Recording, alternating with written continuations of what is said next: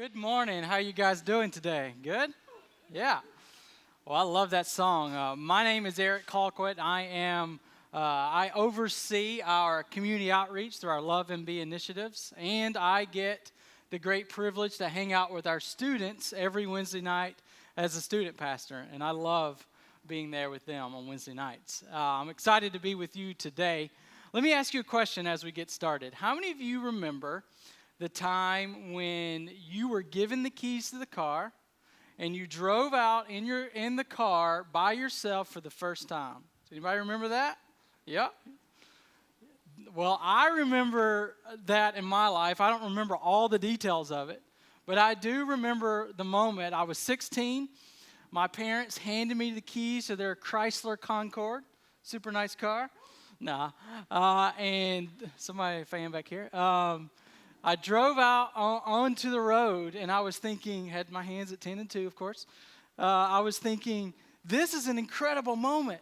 This is unbelievable. I cannot believe I'm getting to do this. This is something that I'll always look back on. It was a feeling, an incredible feeling of freedom. I felt like I'd won the lottery.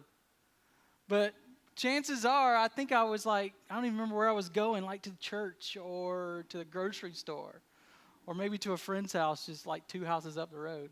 But it didn't matter because I'd been giving this amazing freedom. My parents had handed me the keys to the car, but they had handed me so much more in this moment because they had handed me responsibility. They had given me some responsibility, and that was a cool moment in my life. If you were with us last week, our pastor Trey kicked off a brand new series, and we began a new conversation about what it looks like to have influence and what it looks like to be successful leaders. And he helped us last week. He challenged us to think about, over this last week, to think about who we're leading and where they're going. So hopefully you began to do that this week. And so last week was all about the why. I hope if you weren't here last week that you'll take a minute and you'll go and you'll download our app and you catch week one's message. So last week was all about why this is important. Go check that out. But this week and for the next 2 weeks, we're going to spend a little time talking about how.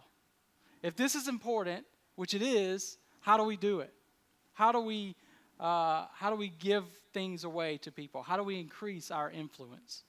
And so, as I've already referenced, today we're going to focus in on responsibility. Responsibility is something that is so key into our own leadership. It's important, right? And a lot of us would agree that it's important. And many of us in the room might even be able to identify who a responsible person is. Like you know the traits and characteristics of a responsible person. If you consider yourself a responsible person, you may have even forgotten the steps it took to make you a responsible person. And because of that, I think there are many times that we miss opportunities with those people we're leading. We miss opportunities to give them more responsibility. But before we jump in too far, I want to throw some things out there that you might be already thinking, okay? Is responsibility a personality thing, or can somebody learn to be responsible? Is responsibility just part of certain people's makeup, a part of who they are? Or can you learn to be responsible? I think you can. Maybe you're thinking about another question. What does responsibility have to do with influence? And I would say everything. And I hope as we talk today, you'll see that too. But maybe you're asking yet another question. Maybe you're asking, why does this matter to me? What's the big deal? Why should I care? Well, as I said last week, we talked a lot about that. Trey helped us see why this is so important in our lives. He said that every single one of us in this room are leaders. We all have people in our life that we can influence. He said that every single person we encounter is an opportunity to leave a legacy. And if that's true, and if we're all leaders in this room, don't we all have a responsibility to do this well? See what I did there? I think we do. I think this is important. So let's think about some ways that we can help others in our lives become more responsible. So hopefully this week, you spend some time thinking about who in your life that you're leading. Maybe you're a parent and you begin to think about your kids, obviously. You thought about where they're going, how you're leading them. Maybe you're an employer and you begin to think about your organization, your company, your business, and you begin to think about the steps you're taking your employees through and where you're taking them and where you're all collectively going. Maybe you're a teacher or a coach.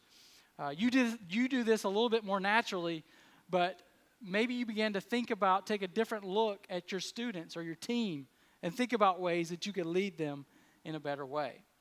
But let me say something to those of you that are on the other side of this equation for a second. Maybe you're a student. Maybe you are a young person. Maybe you are just an employee, somebody a part of an organization. You don't really feel like you have a lot of influence. What about you? Why is this important to you? Well, I think that this subject, this idea of responsibility, gaining responsibility, is extremely important for you as well. And I believe that there are some things that you can do to position yourself to gain more responsibility. We're going to talk about that a little bit later on. But because this is so important to every single one of us, if this is something that we should try to figure out to do, when we find ourselves in this kind of position, I believe there's no better place to turn than to check out how God used people in the Bible to accomplish important things. There's no better place that we can look to figure this out. And so today we're going to look at a guy that we talk about a lot here. His name's Paul. And he was the early architect he was the architect of the early church. Let me say that in a different way. He helped start the early church. And so with a task that large and as successful as he was, Paul definitely had some opportunities to pour in to the people in his life.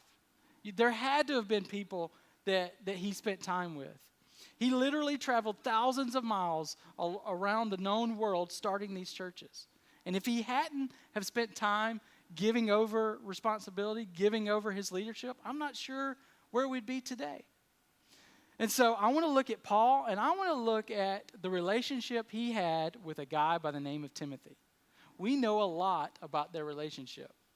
Timothy is mentioned in 11 of the New Testament books. So we know a lot about Timothy as well. He was so important at starting the early church as well. And so I want to look at their relationship, and I believe that there are some things that we can learn from what Paul did with Timothy and how we can pass on responsibility to those that we're leading. We're going to kind of jump around a little bit as we look at their relationship, but if you'll just kind of follow along, I know that we can learn some things from their relationship. So let's start at the very beginning of their relationship. Let's check out how their relationship started. It's found in the book of Acts. It says this: Paul came to Derbe and then to Lystra, where a disciple named Timothy lived. The believers at Lystra and Iconium spoke well of him. Paul wanted to take him along on the journey. So Paul starts out. He's ready to go around telling people about Jesus and starting churches. And he comes through Lystra, and he comes through Iconium. And he starts to hear about this guy named Timothy.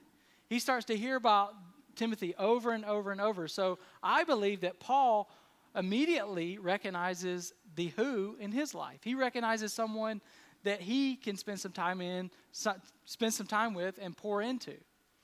And I think in our lives, just like with Paul's life, when we recognize people that we can pour our lives into, recognize people that we can give more influence to, that we should recognize another principle.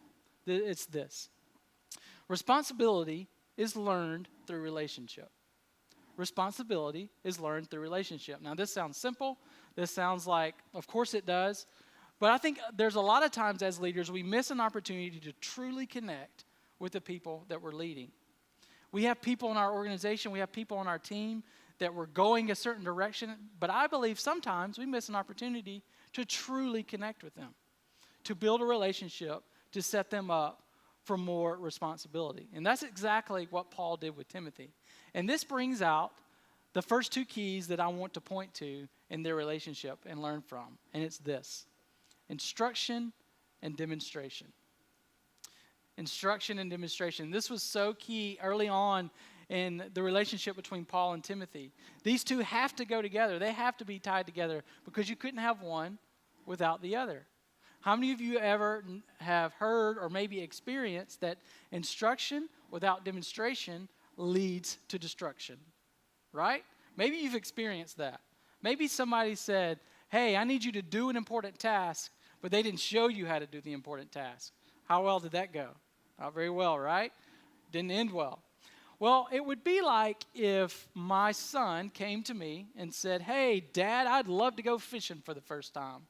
And I'd be like, all right, son, I'd love for you to go fishing. I tell you what, take this fishing pole, take this tackle box, go on down to the lake, and when you get there, make sure you pick out the right lure, tie it onto the line just right so it won't come off. And then once you get all set up, make sure you find the right spot to catch a fish. Then throw the lure in the water. That's right, cast it out in the water. But don't throw it too far, don't throw it too short. Make sure you throw it in the right spot.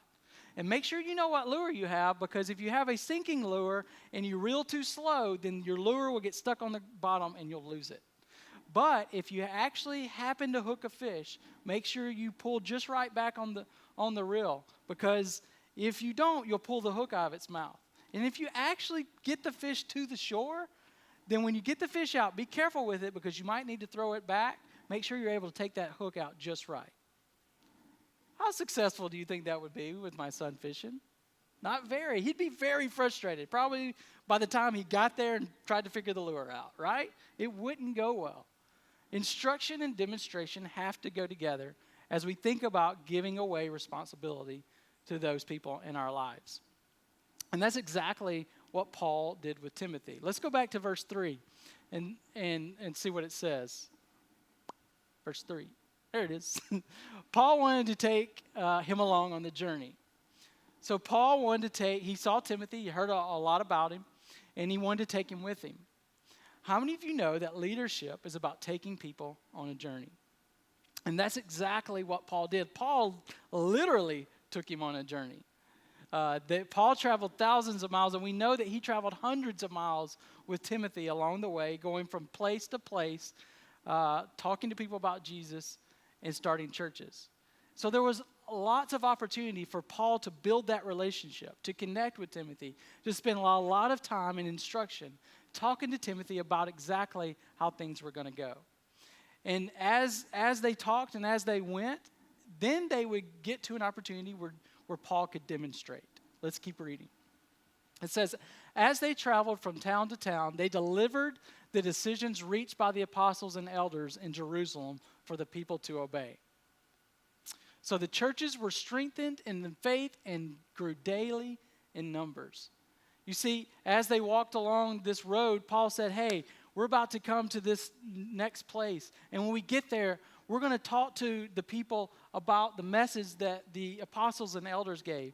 So they would talk about it, and then they would get there, and Paul would show Timothy how it worked. He did this over and over and over. Just a few verses after this, Paul had another opportunity to demonstrate to Timothy what this looked like. It was the Sabbath, and so Paul decided to go down to the river because he knew a lot of people would be there that they could connect with. And when they got there, sure enough, there were people there. And Paul began to talk to people. And he connected with a woman named Lydia. And we're told that Lydia ended up accepting Jesus into her life, and her life was forever changed. But we're also told that not only Lydia's life was changed, but her entire household accepted Jesus, and they were all baptized. The reason I tell you that is because Paul, again, as soon as he met Timothy, he began to pour into him. He began to instruct him. He began to teach him. But then he immediately demonstrated what this looked like, what it looked like to talk to churches, what it looked like to connect with people and talk to them about Jesus, and what it meant, what it looked like for them to even be baptized. Paul, again and again, had opportunities to show and to demonstrate to Timothy along the way what it looked like to do these important things. And I think it's interesting to note here that Paul didn't just bring Timothy along this journey for him to make copies or to go get coffee and donuts. Those are important things, but he let him be a part of some very important tasks. Not only did he talk about them, but he said, hey, Timothy, come along with me. let me show you what this is like. And he showed him over and over. He showed him how he would talk to a new church. He showed them how he would connect with people and talk to them about Jesus. So I think it's important for us to think about that as we lead people in our lives. Not only do we talk to them about it, not only do we demonstrate, but we bring them along with us so that they can learn and gain more responsibility. And I believe what Paul was doing with Timothy is he was instilling a passion in him for the work that was ahead of him. In my life, I had an opportunity to grow up in the home of a pastor. And from a very early age, he let me be a part of things that he was doing in his ministry. He had no idea that I would go into ministry at the time, but I got to see him do hospital visits, perform funerals, do weddings, and connect with so many people over and over. And that was so instrumental in me developing a passion for the work that I'm doing today. I also grew up in the home of a teacher. And every year as school would be about to get started, she was a second grade teacher, she would spend hours preparing her classroom, making copies, laminating things, getting her bulletin boards ready. And she would bring me along with her. I didn't like it most of the time, but it helped me see the value of responsibility when given an important task. And that instilled that value in me over and over. My parents gave me that key of responsibility, just like they did with the car. Think about your life. Maybe you grew up in the home of a father who worked with his hands and created great pieces of woodwork or fashioned things. And maybe that inspired something in your life and made you want to do something similar. Maybe your grandmother spent time with you showing you how to cook things and host people. She spent time with you instructing you about the recipes and how to cook things and host people a certain way. And then inspired that passion and that level of responsibility in your life as well. How could we do this with the people we're leading in our life? What are some steps that we could take this week to spend time in instruction, spend time building that relationship, connecting with them? Who could benefit from the experience that you have? How could you show people how to do important tasks? When we do instruction and demonstration well, sometimes it could be weeks, sometimes it could be years, but when we do this step well, it leads us to the next step that I want to bring to your attention, and it's this: experience. This is the next key that we can give away to people to increase their responsibility, is experience. Now, this is one of the more difficult keys. This is more difficult things to do as we're thinking about giving away responsibility, because this is literally, instead of them doing tasks with us, this is literally us giving them away. This is delegation at its simplest. It's us taking the important task and say, hey, now you go do it. And that's very difficult for us to do many times. Paul did this with Timothy. After he would start a church, Paul would then take time and he would write a letter back to them. And he would encourage them and remind them of the things that they had talked about. Many times, Paul would go back and visit them to do the same things. And on a few occasions, Paul ended up sending Timothy to go in his place. And this was extremely important for Timothy. In a letter to the church of Thessalonica, check out what Paul says here about Timothy. Finally, when we could stand it no longer, we decided to stay alone in Athens, and we sent Timothy to visit you. He is our brother and God's co-worker in proclaiming the good news of Christ. We sent him to strengthen you, to encourage you in your faith, and keep you from being shaken by the troubles you were going through. You see, Paul said, hey, Timothy, you've watched me do this. We've talked about it. We've been together on this. Now you go and do this important task. He didn't just say, hey, go deliver a message. No, Paul was having him do some important things. He had Timothy go and strengthen them, encourage them, and keep them from being shaken from the troubles that they were going through. This wasn't a small task. Paul was giving away a big experience to Timothy, which was building more and more responsibility in his life. He did this other times as well. After Paul had gone on 2 journeys, he was getting ready for another one. And he wrote to the church of Corinth And we know that he had sent Timothy to check in on this church. This was a difficult place to start a church. They had a lot of issues, a lot of things that they were dealing with. And so Timothy went to encourage them and to teach them. We know this time, though, he wasn't all that successful because Paul had to write another letter to this church after Timothy had been there. And see, this is what makes this step so difficult. Because a lot of times when we give away experiences to people, when we give away important things to them, sometimes we're allowing them an opportunity to make mistakes. We're allowing them an opportunity to fail. And that can be a very scary place for us, not only for them, but sometimes when they're doing things on our behalf, and if they mess up, it makes us look bad. And so sometimes this is so hard for us to do, but it's so important in the life of the people we're leading to develop leadership, to develop responsibility. I've had so many other people give me opportunities in my life as well to experience big things. I went to Auburn University for my college experience, and not long after I got there, I joined a church a few miles from campus.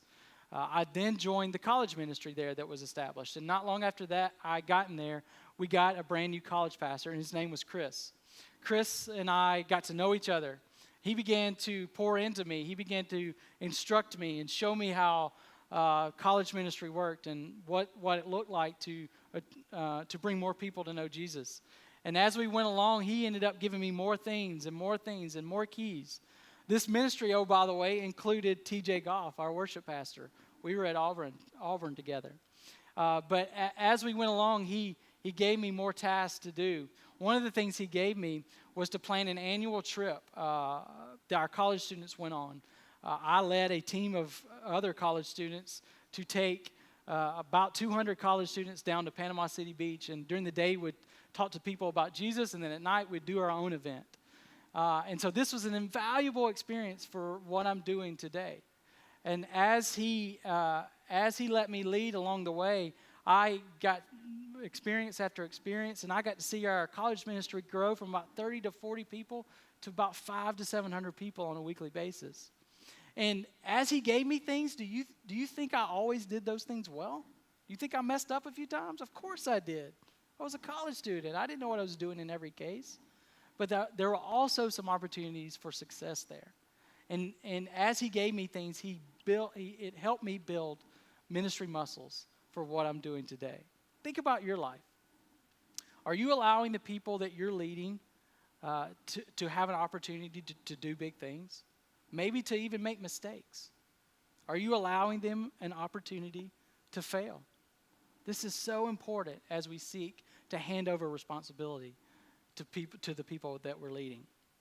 So let's review for a second. Here's where we've been. We've talked about instruction. We've talked about demonstration. And we've talked about experience. There's one more key that I want to talk to you about, and it's a key that sometimes we sometimes forget, and it's this: assessment. Assessment. What's this about? Well, this is like after you have gone through an experience together, you sit down and you kind of debrief whatever you've just gone through. You know, it's like you've done this big task, and you sit down and you say, what were the wins, what were the losses? A lot of times as leaders, we blow right by this step because it feels inefficient to us. It feels unimportant to us. But it is so key as we seek to help those that we're leading learn more responsibility. Paul did this for Timothy as well. We don't have a recorded conversation of Paul sitting down with Timothy and saying, hey, how did this work? But we do know exactly what Paul felt about Timothy as he grew and as he began to take on more things. In another letter to the church of Philippi this time, Paul tells us what he thinks about Timothy. Check it out. If the Lord Jesus is willing, I hope to send Timothy to you as soon for a visit. Then he can cheer me up by telling me how you are getting along. I have no one else like Timothy who genuinely cares about your welfare. All the others care only for themselves and not for what matters to Jesus Christ. But you know how Timothy has proved himself. Like a son with his father, he has served me in preaching the good news. So we see exactly what Paul felt about Timothy. He said there's no one else who genuinely cares as much as Timothy does. Timothy has proved himself. We see that Paul had spent time with them and built a relationship with him. And we see that he assessed him in a way that knew that he was being successful, that he was having good influence. A lot of times we think about this step, we think about evaluation. Sometimes it gets into the negative. We think about critiquing, right? We think about, well, you didn't do that quite right. I want to kind of change our thinking on this when we think about evaluation. I instead would rather think about it like coaching. In fact, if we had some coaches in the room, I could have you come up here and talk to us all about this. This is what you do every day. You spend time with your team talking about how to make a better pass, be in a better position, have a different technique. What are you doing? You're coaching them up. You're helping them be a better version of themselves, make better plays, and collectively be a better team to go for the win. That's how we need to think about assessing those that we're leading, coaching them up. What steps could you take this week to build in a process where you spend time evaluating those that you're leading after you've given them an important task? What could you do this week? So here are the things that we've talked through: instruction, demonstration, experience, assessment. These all add up to the big idea. When we implement these steps, these position us to leave a legacy that God has called us to leave. A legacy where we're passing on responsibility. How can you implement these steps in your life? Last week we said, who are we leading and where are we leading them? When we implement this idea, ultimately we're leading them towards application. Responsibility leads them to application. And application leads them to wisdom. And isn't that what we want at the end of the day? The people that we're leading to be more wise about what we're doing, to know, to have confidence in their work.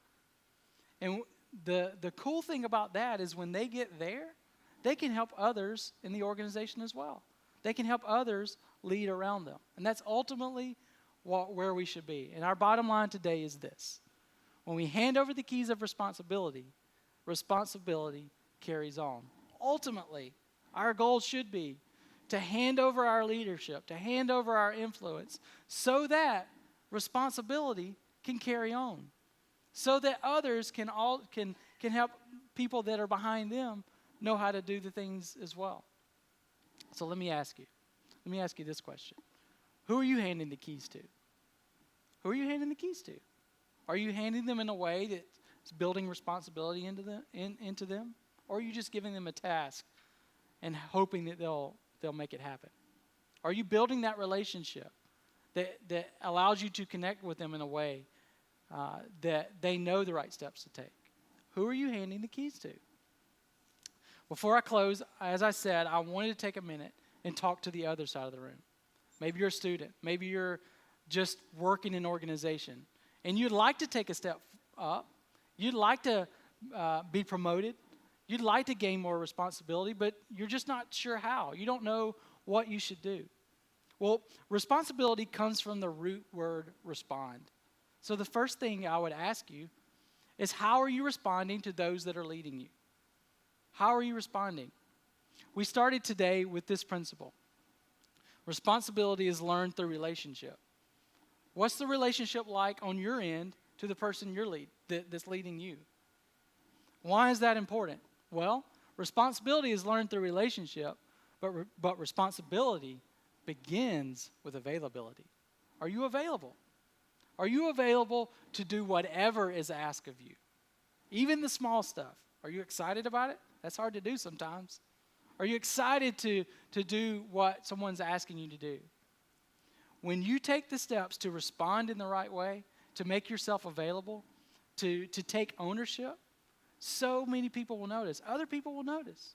And they'll give you even more things to do, to give you more responsibility. So many people did this in my life. My parents gave me keys of responsibility. My college pastor gave me some keys of responsibility. So many people have done this for me. I'm about to do this in my life. My daughter is about to start driving. It's crazy. I can't believe it. Am I nervous? Of course I am.